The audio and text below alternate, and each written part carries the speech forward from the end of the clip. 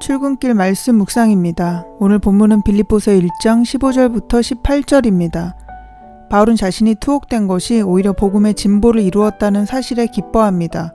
그리고 그 복음이 전파되는 과정을 오늘 말씀에서 설명하고 있습니다. 15절입니다. 어떤 이들은 투기와 분쟁으로, 어떤 이들은 착한 뜻으로 그리스도를 전파하나니. 바울이 옥중에서도 시위대에게 담대하게 복음을 전했습니다. 그리고 그것에 영향을 받은 사람들에 의해서 복음은 더 확장되어 갑니다. 여기서 바울은 두 그룹의 사람들을 언급합니다. 먼저 어떤 사람은 착한 뜻으로 그리스도를 전파합니다. 그런데 투기와 분쟁으로 그리스도를 전하는 사람들도 있었습니다. 이것을 16절과 17절에서 구체적으로 이렇게 말합니다. 이들은 내가 복음을 변증하기 위하여 세우심을 받은 줄 알고 사랑으로 하나 그들은 나의 매임에 괴로움을 더하게 할 줄로 생각하여 순수하지 못하게 다툼으로 그리스도를 전파하느니라. 착한 뜻으로 그리스도를 전파하는 사람들은 바울이 복음을 변증하기 위한 일꾼임을 인정하고 있습니다. 그래서 바울이 옥중에서도 복음을 변호하고 담대히 전하는 것을 보고 용기를 얻어서 바울의 열정과 헌신에 함께 동역하여 순수하게 복음을 전하는 자들입니다. 그렇지만 또 한편으로는 이런 바울을 질시하던 사람들도 생겨났습니다. 이들은 불순한 동기에서 바울의 상황을 더 어렵게 하려는 생각을 품고 그리스도를 전파하는 사람들이었습니다. 교회에 바울에게 영향을 받은 사람들이 자꾸 많아지면서 이미 자신의 영향력을 가지고 있던 사람들이 혹시 그 기득권을 놓치게 될까봐 바울에게 불안감을 느끼기도 했습니다. 그래서 그들은 마음속에 시기와 분쟁으로 그리스도를 더 열심히 전해서 바울의 감옥 생활을 더 어렵게 하고 재판에 불리한 영향을 미치기 원했습니다. 이렇게 바울에게 고통을 주려는 동기로 반응을 보이는 사람들도 있었습니다. 그렇지만 그 가운데에서도 바울이 바라보고 있는 것은 한 가지였습니다. 18절입니다.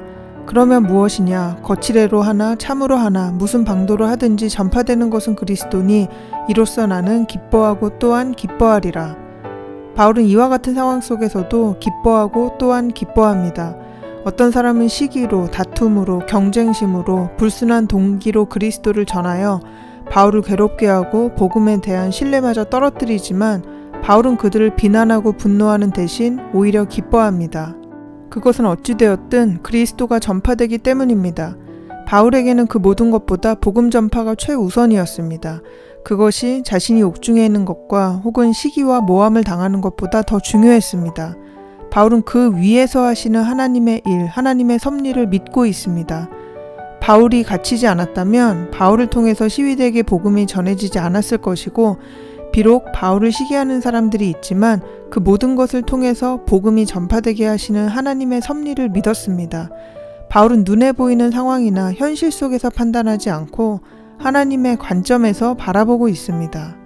그래서 바울이 지금 자신의 상황을 설명하는 과정에서 두 가지 표현을 반복해서 사용합니다. 그것은 매임과 주 안에서입니다. 바울은 묶여 있었습니다. 매임이라는 말은 바울의 육신을 제어하는 힘이 있다는 것을 전제합니다.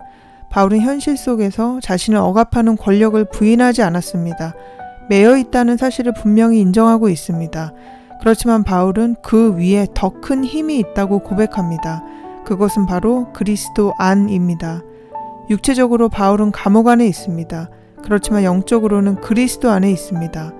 바울은 갇혔다는 현실을 그리스도 안에서의 관점에서 바라보고 있습니다. 육체적으로는 고통을 당하지만 영적인 눈을 열어서 자신의 투옥 때문에 더 많은 사람들에게 복음이 전파되고 있음을 보는 것입니다. 그래서 바울은 그리스도 안에서 기뻐합니다. 바울의 기쁨은 그리스도 안에 있기 때문에 가능한 것입니다. 그리고 그리스도 안에 있기 때문에 현실 뒤에서 일하시는 하나님을 볼 수 있는 것입니다.